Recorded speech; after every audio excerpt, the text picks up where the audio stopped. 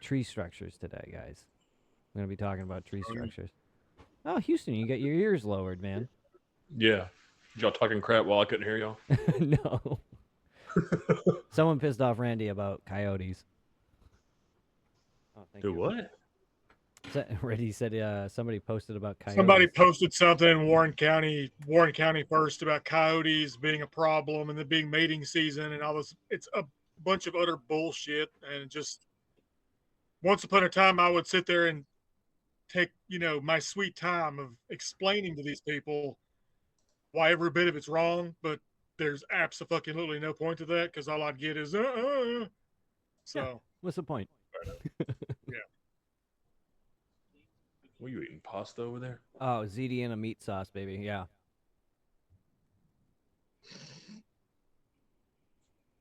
I was just finished cooking it when Lauren got home, and I was like, I gotta get on the podcast. She's like, I'll bring you a plate. When I say go with it. Yeah. What's going on down there with you guys? How's your week been?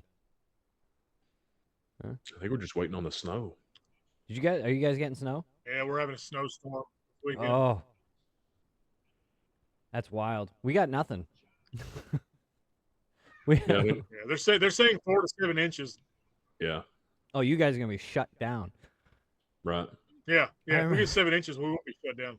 I remember when I lived down there, and it would be like, oh, we're gonna get like half an inch, and like everything would just shut down, and I'll be like, what's happening? And it's like, oh, you guys have like 2 plows in the entire state. The funny thing is like because our county, the way the terrain is, that the buses are kind of like what they call school offs for. So it will be nothing here in town, like where the school actually is, but up on the mountain where the school buses have to run, like they literally can't get to. Yeah, that makes sense. So it just, they have different weather up there. Yeah. So we get out of school for nothing sometimes.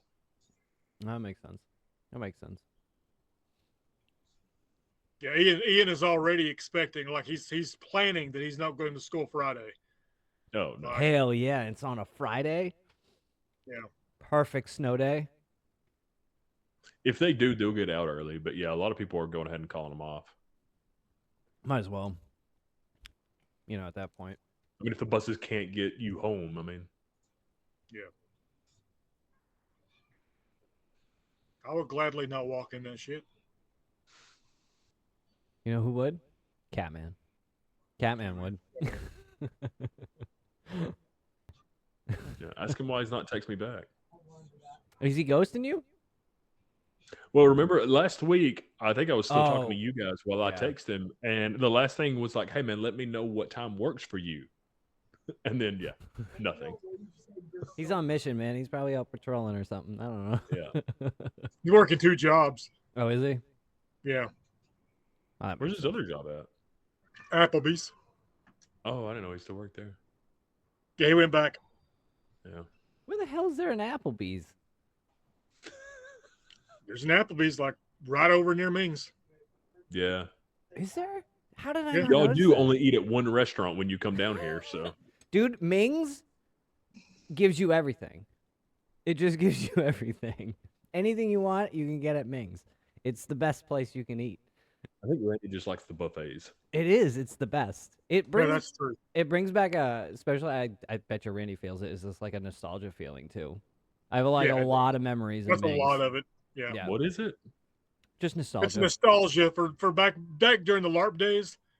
After a LARP, that's where we all went and ate, like 50, fucking 60, 80 of us. Mm-hmm. Okay. And they would put us in that back room back there. And so it's just a lot of it's just, I'm really good with the owner there and the manager. And yeah, I knew Ryan was the things for you. Yeah. Going to Ryan's. Oh, fuck, I miss Ryan so badly. Golden Corral's still around in some cities. Pigeon Forge has one in Cookville. It's not Ryan's. Not the same. That's my middle son's favorite restaurant is Golden Corral, and I hate it. Because so for his birthday I was like, oh, I'll take you. We'll go to Golden Corral for to eat. Well, we had to go to New Hampshire to there's none up here. There's none up here by me. So we had to it wasn't that far, but we went to it, and it's just not the Golden Corral I remember. You know, it just it Yeah. wasn't that much of a selection like it used to be. I remember I could get pizza, fried chicken, a slushie, you know, some an ice cream sundae, and like some turkey and mashed potatoes and gravy. Yeah, I yeah. think I think breakfast is what everybody likes at Golden Corral, right? Or at least like my dad, when we go, when he's going to Pigeon Forge, that's where we stop and we get something to eat at. That's his thing, but I don't care about their dinner or anything else. I just always Actually, like steak there. really. Yeah, they usually did good prime rib. You just walk I up. actually, the slice last of time, steak. I got to show y'all something. The last time we went to Pigeon Forge, I ended up going to IHOP because I had to steal something. Let me show you this. You stole something? That's what I was about to say. Did that mishear that? Statute of limitations at this point, I think.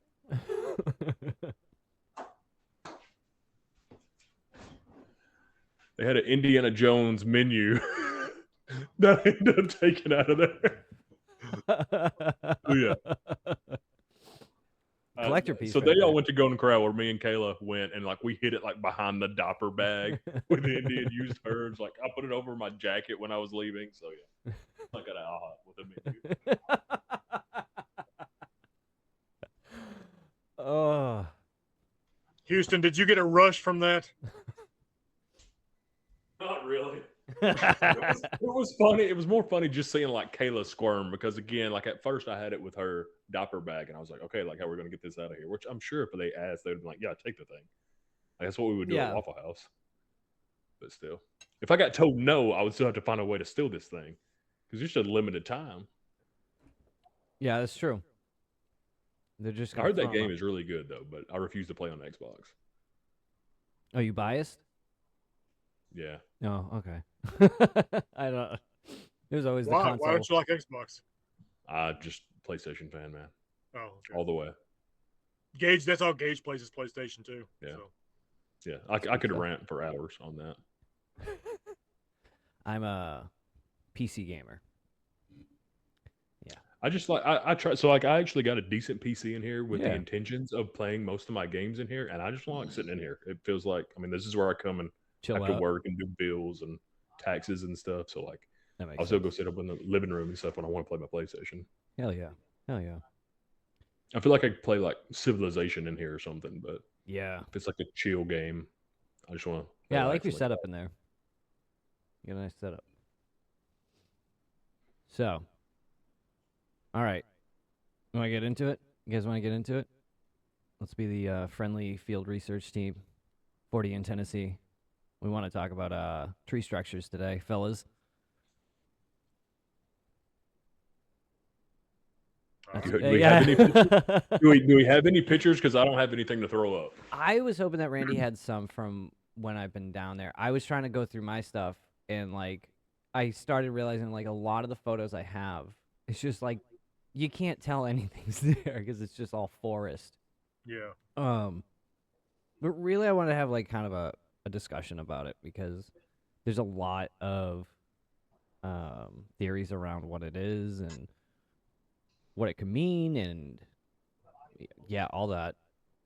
And I've been looking into quite a few things just to refresh myself of what like people thought and stuff. So, do you remember your first tree structure? You remember finding your first one? The first tree structure. Oh, I'm frozen. Oh no. It's all good. The first tree structure I ever found was probably back around 2000, 2001. And we found what looked like a nest that had been made out of two evergreen trees. They had been broke off about 3 foot up and laid atop of each other. Mm-hmm. It was very obvious how they'd been laid atop each other, though. And underneath them was just this almost like a pit where you could sit down in there and be just covered perfectly with this stuff.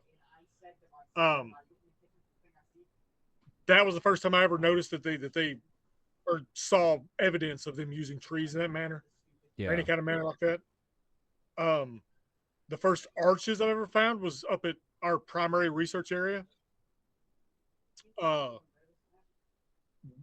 actually, Nova and I, this was back around 2011, long before we found the hot spot up there. But we were hiking up there one day and on the lake shore, and there was just this perfect, huge 30-foot arch. And I'm like, how in the hell is this even possible? The size of this tree. Mm-hmm. And so I followed the arch out, and it's basically like it's pulled over to where there's two branches of the tree that's pulled over that's arching, or that's basically straddling another tree. So it's like keeping it taut. Yeah. But this thing was like 30 feet tall. The arch was. It's just mind-boggling would this even be possible to make something this big? And we found larger ones than that since then. And that's like the interesting thing is like, it's like you when I said like what was the first one, it's like once you kind of start noticing them and like kind of get introduced to like what it is and you start really looking at it, you kind of start like, whoa. Because at first you just see like branches over and stuff, or it really just looks like the forest. And then you start really looking at it and you see that like a lot of these trees are like pinned down under something and has been like intentionally put there. Yeah. And that's when it starts to like kind of break your brain a little bit. You start to pull back and go, hold on. Well, what about you, Houston? What was your first one? I'm weird on What? the tree branches. What's up? Okay?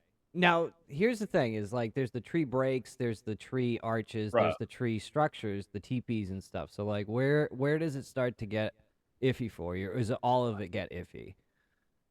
I've told Randy before. It's like I could believe in Bigfoot, Sasquatch, whatever we want to call it, wild man, Yeah. and that these tree breaks don't have anything in common with it. Now, I will go back and probably contradict myself here in a minute, but like for me, and I've told Randy this before, it's like I just want to make sure that when we're out there, that again, it's important to me that we're self-critical and we're not seeing like storm damage or we're not seeing kids playing. Oh, And absolutely. there's some stuff that again, where Randy talked about, it's like, okay, when you start seeing this stuff, looks like a TP 30 feet up in the air. It's like, okay, well, what did do that? Because nobody could pick that up, and there's no tracks of equipment being out here. So stuff like that definitely makes me, think, what could this be? But while I'm out there too, I just want to make sure, like I said, as we're passing something, it's okay. Well, did storm damage do this? Did a tree falling next to this, a rotten dead tree, fall and knock this down? And yeah, it's like it looks weird, but I just want to make sure again, kind of my last thing is like, okay, well, nothing else describes this or explains this unless it is kind of something Bigfoot related. And usually it's pretty easy to figure out if it's storm damage. That if it's pinned under something, did this fall and grab it? Usually you can, we've been able to figure out, and because I get that up here, a lot of trees get the snow, they bend down, and then they stay that way. Right. So we get a lot of like arches up here that are just bent trees because they get bad snow. But I don't really get too many of that stuff. What freaks me out is when you find one, and then within 20 feet there's another one. Within 20 feet there's another one, and all of a sudden it's just like boom, boom, boom, boom, boom, and then you're like, okay. It's almost like you start finding corridors of these things. Yeah. There's that, and then of course, like the stories that we hear, that when we go out and we're talking to these people, and they say like, "Hey, we've noticed that stuff out here." So it's like this stuff does tend to pop up more where there's activity. But again, I just want to be critical when we're out there, and have the right always judgment. look for storm damage. Always look for the storm damage, because it's always better to side on the side with caution. And most times when you find it at storm damage, you'll be like, "There's no other arches in the area." You know, there'll be like no other type of structures, tree break, like even tree snaps or anything like that kind of have that indication. You may find like a arch out in the. I mean, I've done stuff up here in the Northeast looking, and I'd be like, get excited, I'd see an arch, but then storm damage, and there's nothing else. There's nothing else anywhere. Well, we said too, like there's different categories where I have seen a lot of breaks, Mm-hmm. tree breaks out there, and that I kind of do sometimes, chalk up more to storm damage or straight line winds that we get out here. I mean, Yeah. they've now put us in Tornado Alley, in Yeah. our part of Tennessee. So again, just being critical and careful. But Mm-hmm. that was something I didn't know about too when I started going out with Randy. I mean, it was new to me that was something that was related to these sightings. So I didn't even know when this started or Same when I started getting history into behind it with Randy, that's when I started, getting more of like this information of like these, indications that they're in the area. Um, it. which is something I never like, growing up, anything about Bigfoot, they never talked about that stuff. Right. And really, I'm just seeing them now on like even like finding Bigfoot and stuff. They're actually talking about like the teepees and stuff and like, um, the log stacks are like it looks like they're stacked between, pinned in and like stacked up like a fence. The ones that really fascinate me are the trees that look like they've been upended and shoved upside down into the ground. And Yeah. I don't Like know. the cathedral up at the primary site. Yeah. Yeah, there's multitude. Like there's quite a few of the trees that have been ripped out of the ground and then like shoved into the ground upside down. And those freak me out. Yeah, I hadn't seen that. Oh, Yeah. yeah. Because then you're like, what did that? Right. Like Well, what? the same thing with the video you just shared where it was stuck in the mud. It's like, okay, well, that something pushed that down in there. That didn't happen by accident. Yeah, exactly. Um, And again, if I would have saw that video by itself, I'd be like, oh, well, some kid did that, and then a Mhm. rock was thrown at y'all 2 seconds later where y'all are standing at it. So it's like, yeah, all that was the thing about what we said on the last episode was like it kind of came down to like, um, if nothing else had happened throughout sure. that day, I probably would have walked back and been like, okay, cool, something has happened here. All right, there's a tree arc.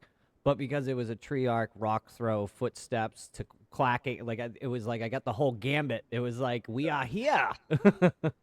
Which again is the stories that we take from people when they're telling us that they saw something. Yeah. It's in there with it. There's It's just weird to me. It's like I don't get it, and I'm sure Randy will talk about this, but like I don't know what the purpose of them is. I get the trees stacking up and being like blinds, but again, just to kind of like arch a tree as you're walking by. Yeah. I think this is just. I have absolutely no way of No, go ahead. Go ahead. We're theorizing and talking. Totally just personal theory. But I wonder, because some of them were so large up in our primary research site that we started calling our resident Bigfoot up there Archie, because there's so many tree arches. And some of them were, 30, 40 feet up, where these trees were just pulled over. I mean, trees that were big around. And the only way I can even imagine is to go up there to climb one of these things and then use the weight of one of these big ones to pull these things down the way. And to me, it's like maybe these are like a show of like how big I am. Look how big I am. Dominance. Yeah, or look how capable I am of doing this arch, of making this. I don't know. Almost like it's males showing off or something. That's just a weird vibe I get off of them every time I look at them. I mean, if I was to see them swinging from it, it would definitely terrify me. So yeah, I mean, and it makes me wonder too, like where we found some tree breaks, and I mean big tree breaks. It makes me wonder if like they did the same thing. They went up and maybe got the weight going and bent the tree, and the tree just couldn't handle it, and snapped. Snap the whole trunk, yeah. Because I can't even conceive otherwise. One tree break that I've seen, and I have to attribute it to them because it was right in the same area where I got that rock thrown at me the same day. It has to be something like that because otherwise they've got Hulk strength, like literal Hulk strength. Yeah, because then I see some of these trees and stuff, and I'm like, how powerful is the thing that fucking ripped this thing out? How big are they? It's like you really start trying to imagine, you see construction equipment used to like pull roots out of the ground, and it's just like that's Yeah. no easy feat. Where we go and leave the peaches and stuff in our primary research site, we actually went back once. Me and Gato did, and there was the top half of an upside down tree. There was just right in the little path that we had started making, where we'd gone back there and leaving food so often. Yeah. That just upside down tree right there in the middle of like where we went back there, almost to give you this kind of, at least the way it felt to me, was like, stay out of here. Mm. Well, there was he's not in the research game anymore. Is it Utah Bigfoot? Yeah. Rio. He was the one that really, like, when I got into this, I started following him a lot. And his footage from his area with some of the tree structures that were up on the side of the mountain were just like kind of pretty incredible.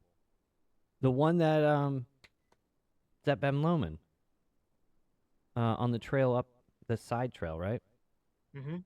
There's one over by the caverns. That's what it was.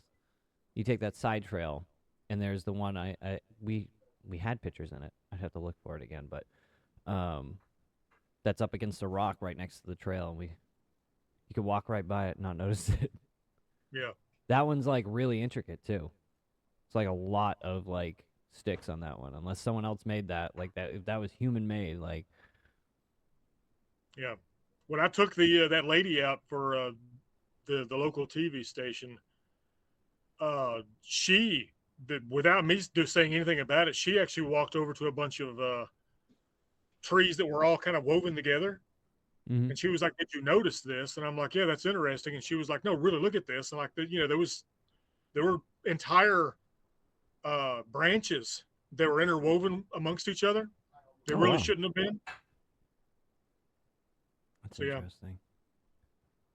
And that's the thing too. Like when we've seen some of those that are interwoven together, I mean, they're big to where I don't know how a person couldn't do it. And again, Yeah. you could tell if a machine or something got in there, but I mean, the bark and everything else would have been taken off. Yeah, and that's another indicator too. A lot of the time, the bark's been stripped off all the logs or the sticks and the branches and stuff. Like a lot of it's been like bared down. And that's what they use, to stack up. Yeah. Part of that theory, yeah, with the territory markers or displays of dominance. One of the theories was the Bigfoot, or is it Bigfoot savant theory? You heard of this one? Yeah. You heard of this one, Houston? I think so, No. yeah. Is that they're autistic, and it's them like lining up stuff, and they have like habits of like and people say because of generations of like inbreeding, because they have such a small population, that this might be indications of that. Trying to put order in like the chaos of like natural world. I saw a really interesting video on it, and I was like, that's a decent theory.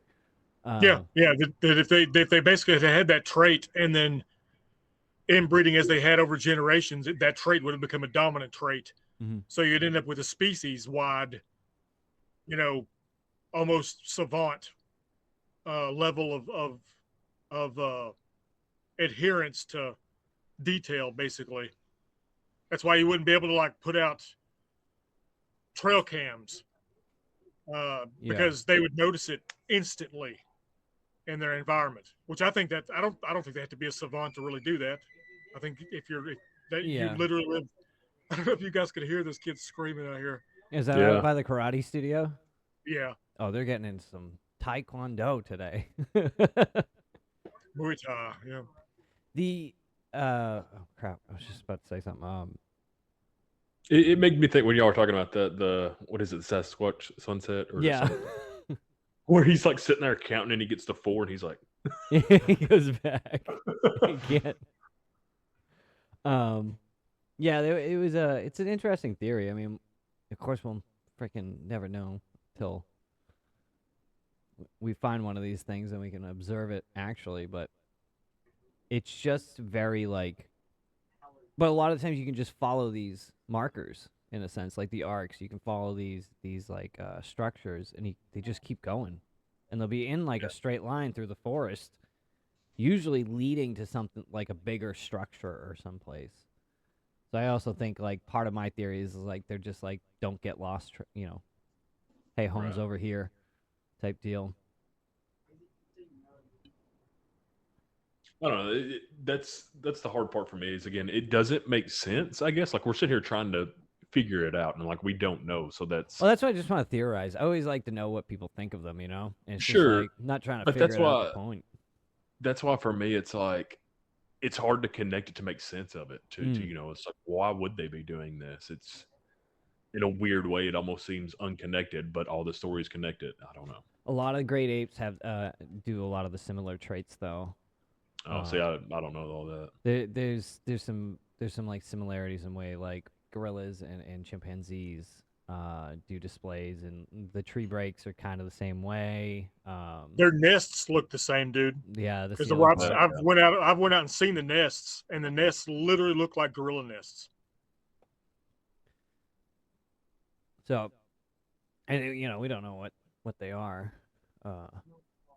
And yeah, I know we've talked about the cave stuff, but I just like never see any indication that they use them, and I could only see them using them like maybe to get out of the rain at that point. Actually, go ahead. I was just gonna say, like, have you seen stuff where it looked like one had bedded down in a cave or anything that you've actually seen? Me? Again, me and you are not the ones to ask because me and you are not the ones going into caves. This is probably a Gato question. But Yeah, it'd be a Gato thing, yeah. But I mean, I know that you went in that one when they heard like they said the forest just went crazy with all the was it clacking or whoops or whatever. Yeah. We went into that one day. Yeah. which one? But we didn't find any. We went down there and found some evidence of like somebody had a campfire down in there a long time back Gotcha. in that cave, but like we didn't find any evidence of anything laying down in there. What was it that they heard when you went down in there? They heard there was wood knocks and a whoop. Okay. Where was this at? And this is the old mine off of near.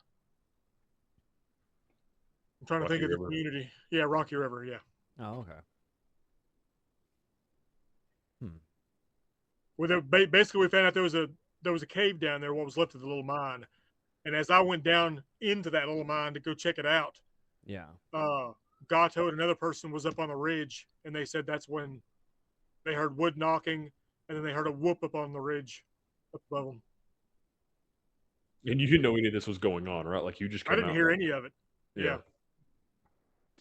I got back up there, and Gato was like, "Did you hear all that?" And I'm like, "Hear all what?"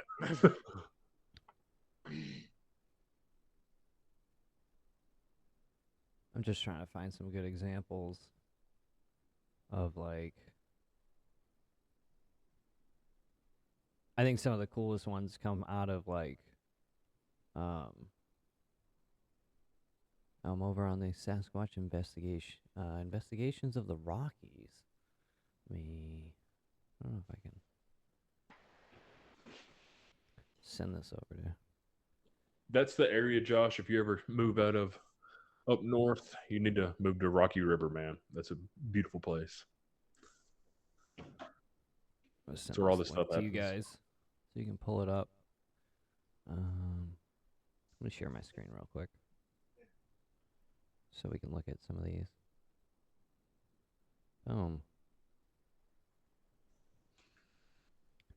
See those? Some of these. See, like this one right here. I love how the recording thing won't show my damn mouse. Won't record my mouse. Yeah. So this one, like, there's a log next to this one. You see there's that tree break, and then on the ground, yeah. Bottom right. That right there, I would say, that's one of those ones that'd be like, that's probably caused by that tree, Yeah. But then you get to some of these. Yeah, And that's this is where it see, starts to get real weird. It won't let yeah, me. the cathedral structure that we have up in our research area, it's made of trees like that, like where they just stack and they're X'd together, and then Yeah. there'll be trees on top of the X's, and It's like this one's they're balanced. It's like when you find these out in the middle of the forest, it's just kind of, there's times you don't notice them, but then there's times you just like, you just stare at them. You're like, what the hell? Where did this come from?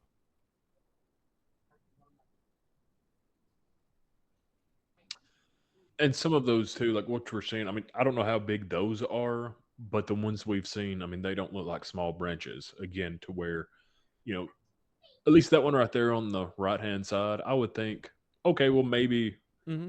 just seeing that picture, maybe again, Boy Scout camp, something. Yeah. But we've been out there, and some of this stuff, it's like we couldn't have picked that up. Yeah. It's like, or even like, who's out here doing Yeah. that? Because some of these locations we go to is like, who's out here doing this and for what reason? And that's where it gets real, real weird.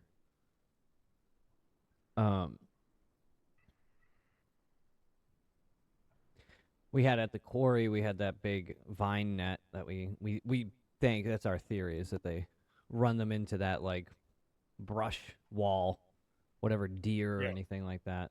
It's just a the kill theory. box. Yeah, we call it the kill box because we found like animal bones all behind the other side, but Yeah, it's just our weird theory. but Hope. it was situated right at the end of a creek bottom, so that if you were to run anything down that creek bottom, Yeah. it's going into the kill box. Yeah. And then the fact that we found those bones back there behind it was like, that's just, it looks like this is being used for hunting.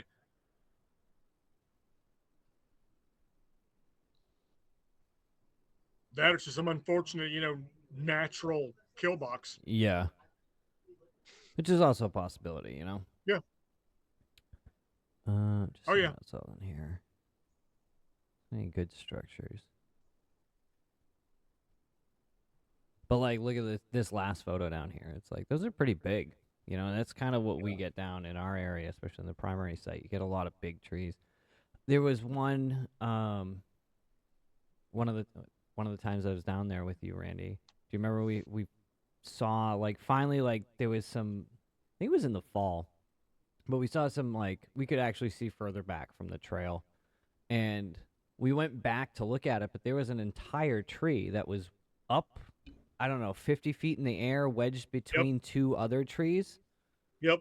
It's like 50, 60 feet up. Yeah.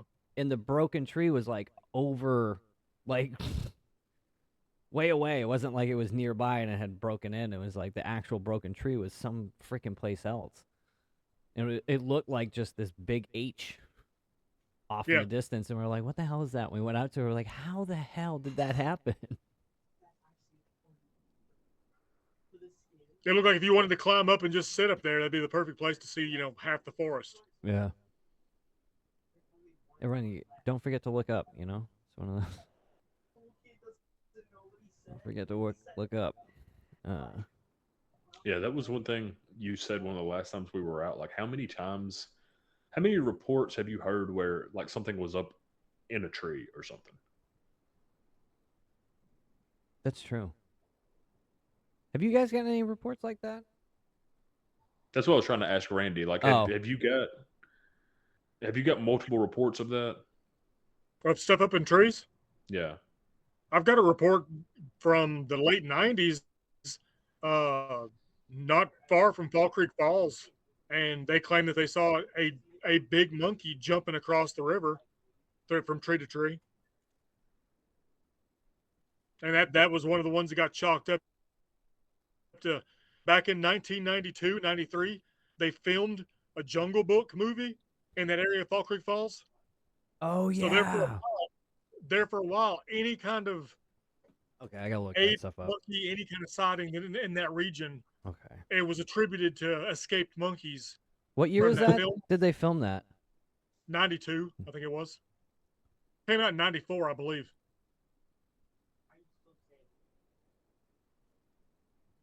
But that entire movie was filmed in Fall Creek Falls and a neighboring gulf called Scotts Gulf, the Virgin Falls area. It's that area over there. Yeah, I'm bringing up some. Oh yeah, there's tons of them. I didn't know the Jungle Book was filmed on it too. Yeah. What animals did they bring in? Oh, all of them. All the ones you see in the movie were up at Fall Creek Falls and over in Scotts Gulf. So, Like wolves, panther. There was a black panther. can I open up this photo? Okay, I just want It's to a make pretty good movie actually for its time. If you've never sure. seen I'm it, pretty sure I watched that when I was a kid. you see that big lion The statue. statue. Yep, Yeah. that statue is actually now, or part of that statue is now on top of a dorm, or a not a sorority house, fraternity house up in Cookeville, Tennessee. Oh, really? Yeah, they left it there after the filming, and this fraternity hiked out there and drug it back through the woods and have it on part of their house now. Or at least they used to. I don't know if they still do to this day, but they used to. So, what if? I'm gonna. This is where we need to call Chester. Is Did they forget a monkey out in the woods? Did it? You know. The Rangers, because I asked the Rangers about that. I watched it. The I grew up Rangers watching said that this movie. all of the animals at the end of filming were accounted for. So they say. So So they say. They didn't want a big scandal. They lost an orangutan.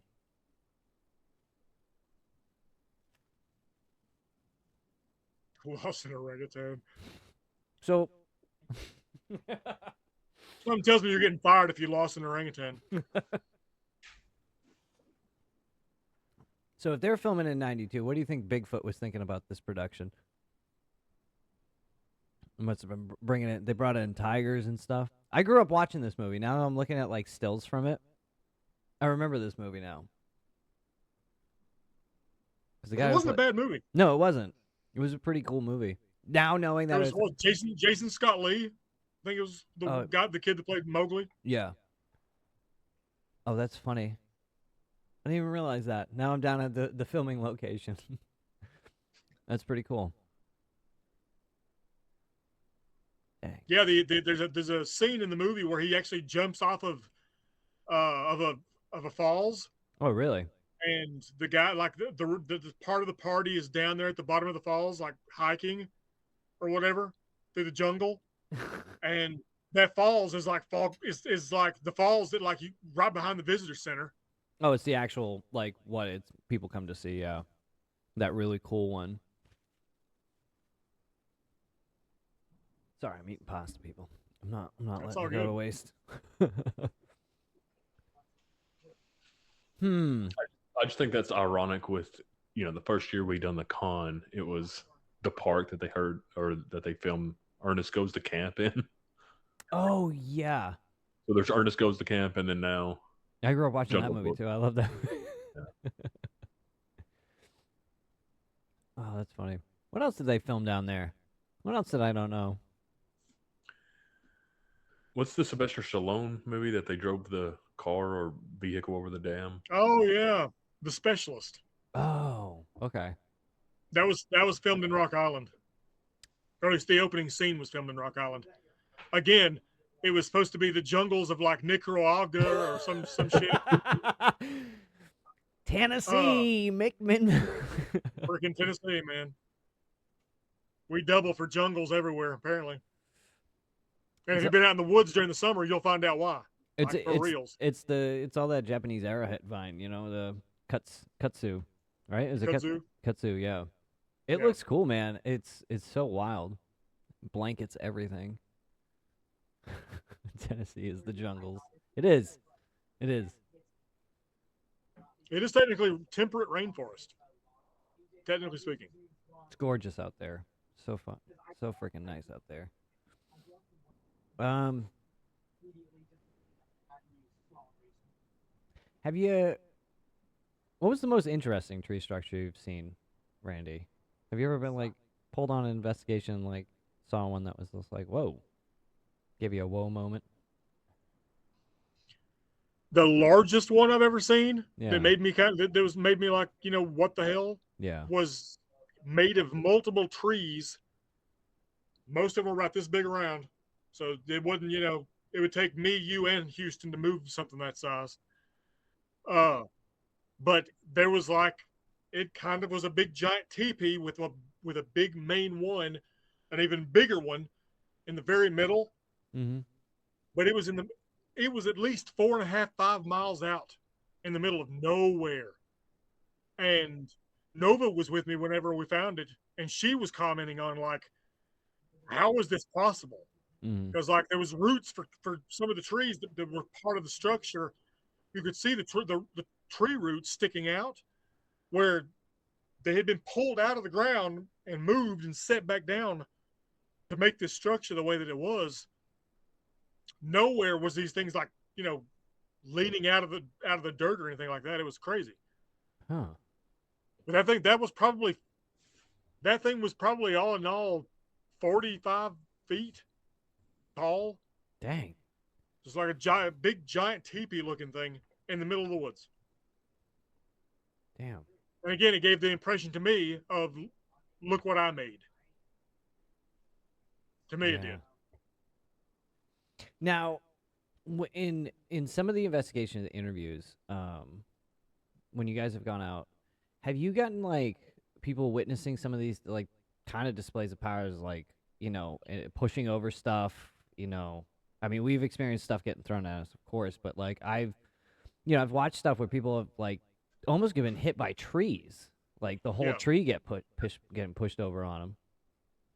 Um, there was an incident with it's a park ranger that we know, and when he was younger, he told us that when he was 16, he went out running coon dogs with his dad, Mm-hmm. and as they were trying to descend down into this holler to go after the coons, they noticed that basically their dogs wouldn't chase.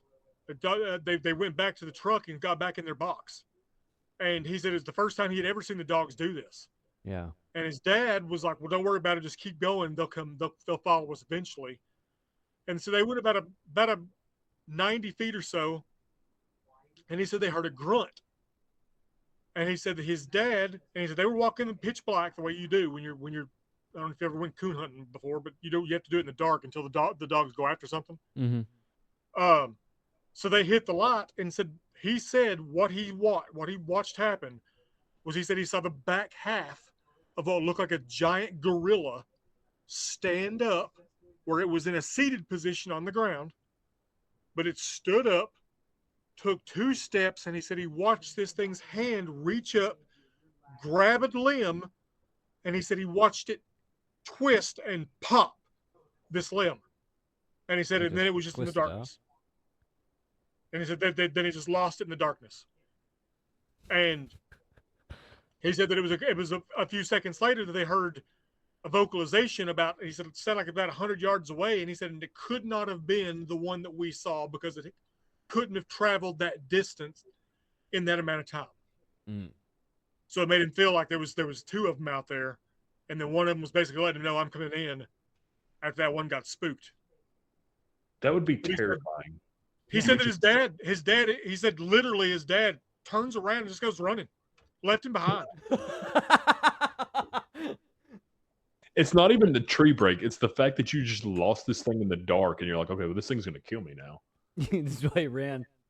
Like, no eyes, man. Get out of there. He's told me exactly what hollow that is, exactly where it is. It's on my map. Where that happened, though, to him when he was 16. Damn. And that's like usually like the most notable type of encounter is just like walking up on one. Just walking up on one, happenstance, just catching one off guard, or it can't move until it has to. I do like a lot of the reactions that most people get from these type of encounters usually is like they catch them and they usually have the Sasquatch look like be like, ah, like like I gotta get out of here. And I always find that like is the funniest part of it. It just looks like you caught me, and like gonna walk off. Walk of shame. Yeah. Sasquatch walk of shame. He has to go back to his little family unit and be like, the hairless one saw me, and they're like, shame. Dude, I've thought about that. Like, I literally have thought about that before. Like, how big a deal is it if we actually, catch a glimpse of them, like a good glimpse of them? Do they go back and like, we know they've got families. Yeah. So like, do they go back and they just freak out at each other about What was the story? Like, I don't want to tell you this story, honey, but they saw me today. They're like, if you would just stop wood knocking at them, they would leave you. This wouldn't happen. It's like, I just can't help it. It drives them nuts. Yeah, and like there's actually audio Scott Carpenter caught years ago up in the Smoky Mountains, and it sounds like the R. Scott Nelson, one of our guests for 2025 at the con. Yep. He said that in that recording, he said it's 2 Sasquatches that this guy caught, that Scott Carpenter caught. And he said, it sounds to me, he said, as a professional, it sounds to me like they're arguing. Just having a marital dispute. And I've wondered about that ever since Scott Carpenter came public with that recording, because it's like, it sounds like if you listen to it and you think, is this 2 arguing with each other? It sounds like a marital spat. Yeah. Like. And then there was the account from, was he a tracker? He was a Native American tracker that got taken. And then when he was he got taken in the night. I'm hoping I can jog your memory of who this is. There's 2 that's jogging my memory right now. Yeah, so there's the one who got picked up in that's Albert Osman. Yeah, Albert Osman. He was the trapper up in the north. And then there was, I believe he was Native American. There was one on Vancouver Island back in the 1930s. Boom. And he reported that when he came to, or where they took him to, there was like a lot of them. Yeah, and he said there's like 30 of them. They were looking at him, but they would do stuff like walk up and like cover their face and like make a weird, like the way he was talking about it was like having him there was like a bad omen to them. He said the females would make scared faces at him, and they like they were scared of him. And he said that the males, the females would. The males, he said, were walking up to him one at a time, and they would pull at his clothing, like they didn't understand, or they were perplexed by like how clothes wasn't skin. They was wearing stuff. Yeah, but the fact that he talked about the females would make scared faces at him, like they were genuinely frightened of him. Mm-hmm. Again, makes me wonder, like, if they get seen, are they like, oh God, are they terrified of us? Yeah, I have this weird like theory that they do, and that they just observed civilization happen, and it's just scarier and scarier. And I mean, we're constantly changing and bringing in new stuff. I mean, and I bet you the first time they saw Houston's drone get launched out, that probably freaked them out too. Like, these things keep coming with new weird things. They see dirt bikes and 4-wheelers going through the woods, and what the crap? Yeah, we gotta hide. I mean, think about there's the uncontacted tribes down in the Amazon that people were like, they just went out there and they never came back out, and that's where they live.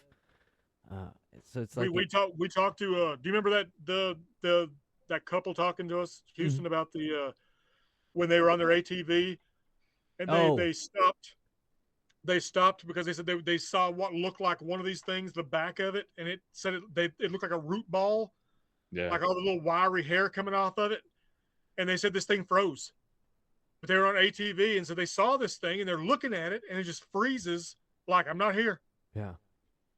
Or like it just refused to move at all until they literally left, because he said the guy was like, I genuinely started telling myself that's a root ball, even though I know it's not a root ball.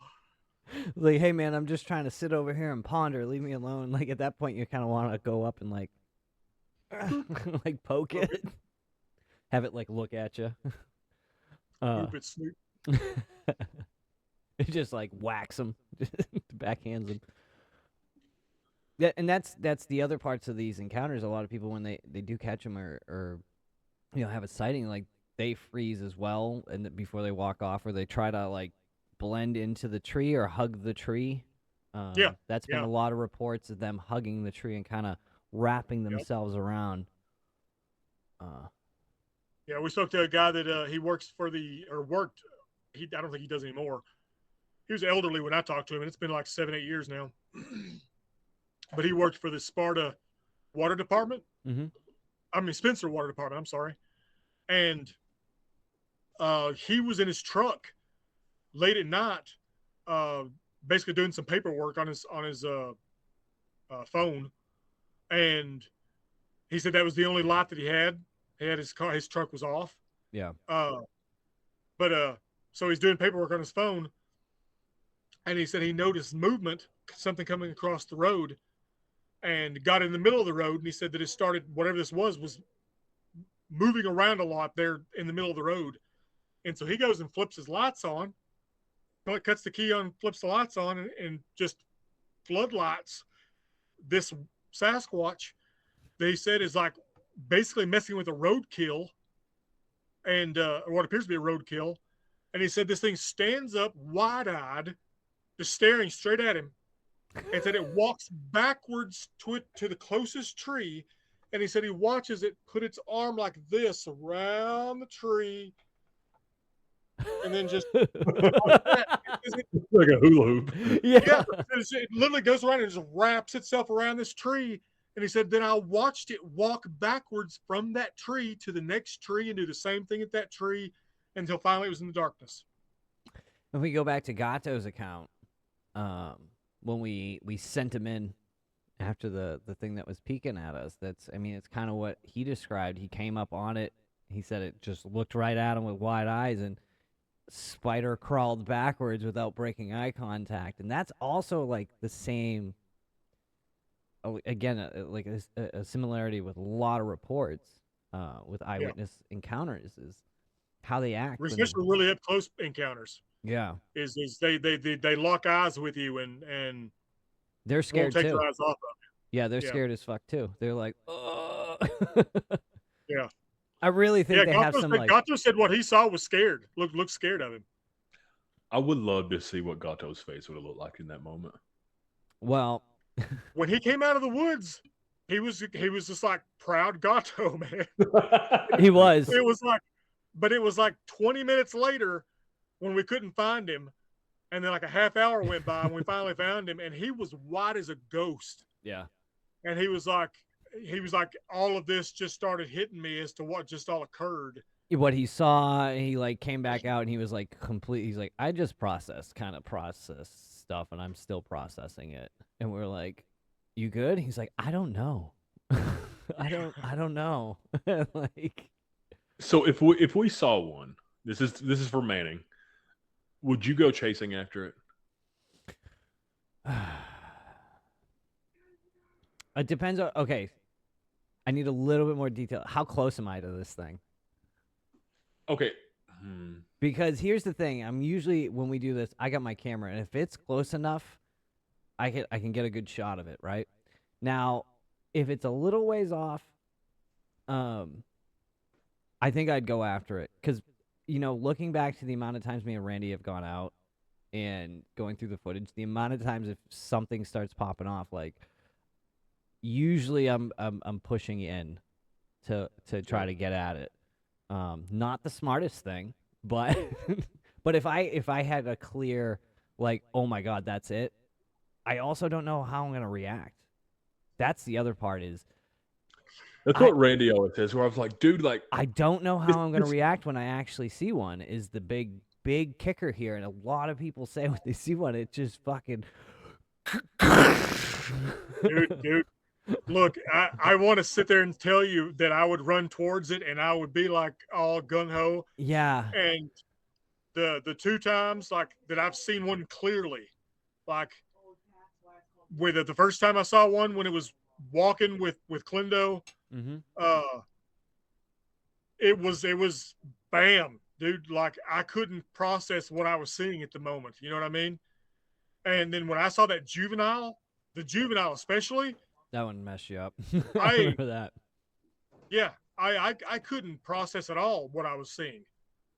The reality of it. I mean, dude, I squalled like a baby when I got home that day. It fucked with me bad. Excuse my language. I like what Nova said to you. That was my favorite part of it. Like you called me like 2 Like, days what do you later. expect? Yeah, what'd you expect was gonna happen? You keep going out there looking. And I was like, she's right. I mean, that's kind of my thing when I think about it right now, where it's like if I saw this, I would want to, first of all, if you guys weren't with me, I would want some kind of proof, like whether I had my phone or whether Yeah. camera something, because I'd be like, I got to prove to Randy that I saw this thing. And Yeah. then, so I guess like, when you was talking about that scenario, it'd be like, if you got closer, you knew you'd be able to get a shot. Would you go for it? Yeah. And I think I would have to. I would have to, but I also I don't know how I'm gonna react when I see one of these things. No, for sure. And that's Well, the thing. I'll ask you, Houston. What would you do though in the situation where you just don't have a phone ready, and it just happens so fast that what are you going to do? Like, do you even tell anybody that you've seen that this has happened to I you? would tell you, but then like so again, trying to like think of See, that's scenario. the trap. That's the trap that Sasquatch sets for us.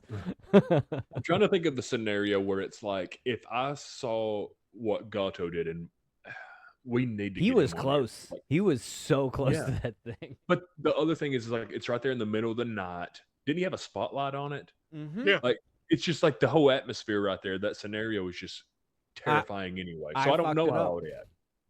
I gave him the camera and he thought it was wasn't recording yet, so he hit the button and it stopped recording. That's the only fuck up. But he rolled up on that thing. Yeah. He wanted to go in after it too. We were holding him back. We're like, not yet. But again, in the middle of the day, and it's like, okay, I know I could maybe get a better shot if I got up closer to this thing. I think I would, but I mean, I don't know what I would do if this thing snuck up on me in the middle of the night. Like, yeah, that would be. I probably wouldn't handle that well. Yeah.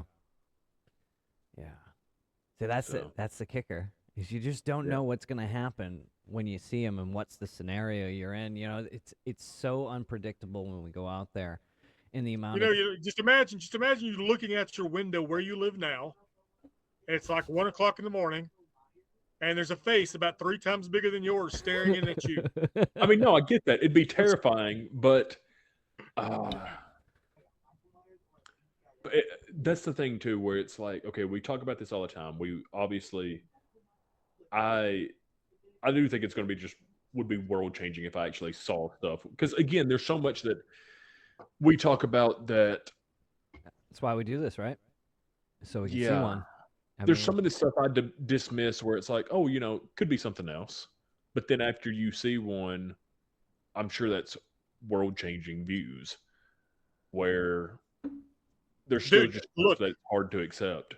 You'll still, I still catch myself, going, was that a fucking deer? Right. Like, is there some way that was a deer and my brain is rewiring it into something else? Because, there's this weird disconnect of the memory because of what happened. It's traumatizing. It wasn't, that ain't supposed to be there. Mm-hmm. Even now, even that I know damn well the damn things exist. No, I mean, I get that. Because again, I mean, to me, it's even a weird feeling when I go back and I think about how we got kicked off of the Boy Scout camp. That was a weird, eerie feeling where you just felt like the shift in everybody's mood, like the way he was responding to us, to where it's like, when I think back to that, it's like, was that really that weird? Or that guy really just at a horror movie, where dude was like, you guys got to go. Because that's kind of how we got treated after that. And it's like, just looking back at that scenario just kind of gives you goosebumps or whatever. So I get what you're saying to a lower extent, It's interesting stuff. It's freaky to think about, but it's just like I said, I think we talked about it last week was just like, why do we do this? Like, because in the end, a lot of people don't believe us. You know, even when I brought that footage that we showed to people, the amount of times people have been like, dude, what? It could be like a deer running. And I'm like, did the deer throw the rock? Did the deer do the other parts? Like, what is this? You know, and, you know, in the end, we were out here looking for something in the woods.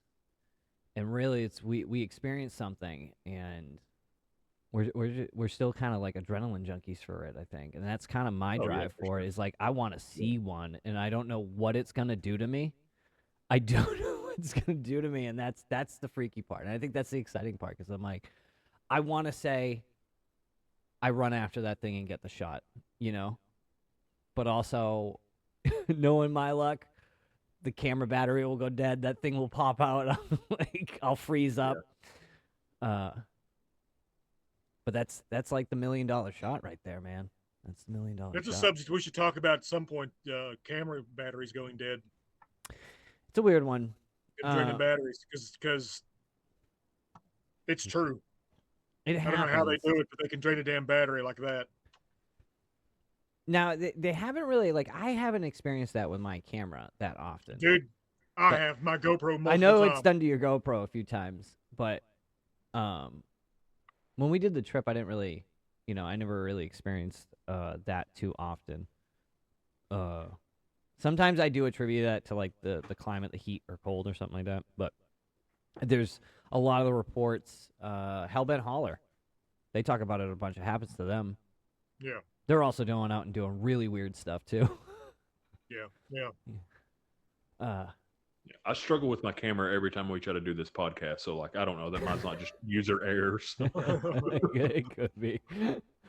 But yeah, I mean, I wouldn't mind getting to that subject on another episode. Is you know, infrasound and the camera battery stuff.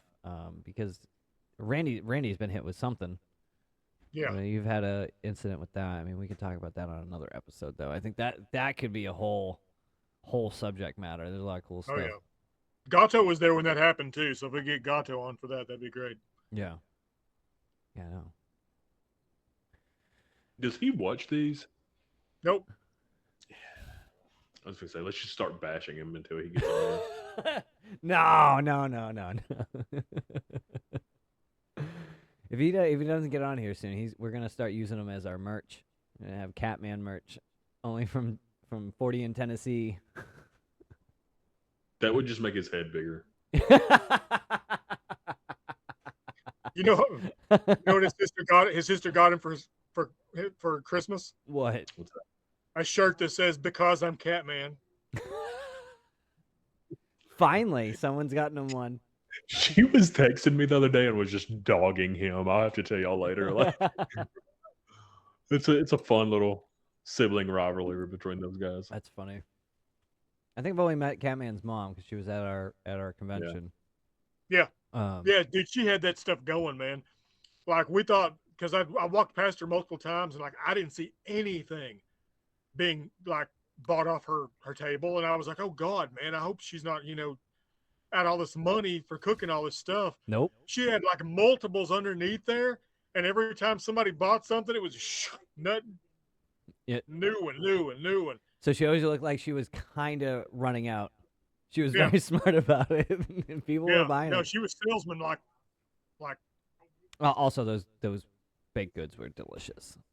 Yes, they were. But yeah, maybe that's what we should end the show on. Is we got the convention coming up this August, 2025. right? Yep, August 16th. August 16th, 2025. I don't think we've figured out when we're putting tickets on sale yet, right? January 15th. January 15th. Awesome. So that's coming up soon. It's coming up. We'll be selling tickets through Eventbrite. Yep. We'll be down in the Civic Center in McMinnville, Tennessee. That's where we'll be holding it. Yeah, we had a great time the last 2 years we've done it. This year, our special guest is, can you say his name again? R. Scott Nelson. Who's a crypto linguist with the Navy. Good friends with Ron Moorhead, who was also one of our guests of honor our first year. I'm excited to meet him. Yeah, I am too. Fun. Every time we have our guests here, we always have a great time when they come in. I love the night before the con, hanging out with them. They're always a good time at the hotel. It's really fun when they all get together because it's like they all want to talk about what's been going on. What's the newest thing you've gotten into? Anything else? Let me show you this. Let me show you that. It's really fun. Oh, that's one of the best parts is getting to see everybody's favorite, like their special, photos that you don't get to see publicly. I call it the wine collection. The wine. I call it the wine club. That's it. Yeah. That's when we're all together, all the researchers and stuff, and we can hey, let me show you this. My first year at the convention when we had the all the guests come in, we had we did like that fun drinks and app kind of thing in the back area, and that was the first time meeting all the Martin Groves and Daryl Denton and who else we have there? Jeez, MK was there, Hellbent, and just the amount of stuff let me show you. Have you seen this? Let me show you this. Let me show you this. And it was just oh my God. I'm I have this. I have one little photo I can show you. Who all was our first year? So Janice Carter. Yes, that's Ron the one Moorhead. Chester. David Eller. He was awesome. He did a great presentation. He's gonna be. He wants to have a table this year too. Oh, I'd love to have him back again. He's not going to be a speaker, but he's gonna have a table, I think. His presentation the first year was great. He talked about tree structures. That was most of his presentation was about that. Chester last year, man, his presentation was great. I loved that presentation. It was about I love Chester's presentations because they're always so grounded in reality that it kind of almost almost grounds the rest of the presentations, Yeah, it does. Because of how, legit it is. Yeah. MK, is MK coming again? Yes. Awesome. MK always brings some good stuff. He was our guest of honor last year. I wasn't expecting what he went into at first. He of course he goes through the Patty footage and stuff, but he went into talking about giants, which was super interesting, and I was not expecting it during the presentation.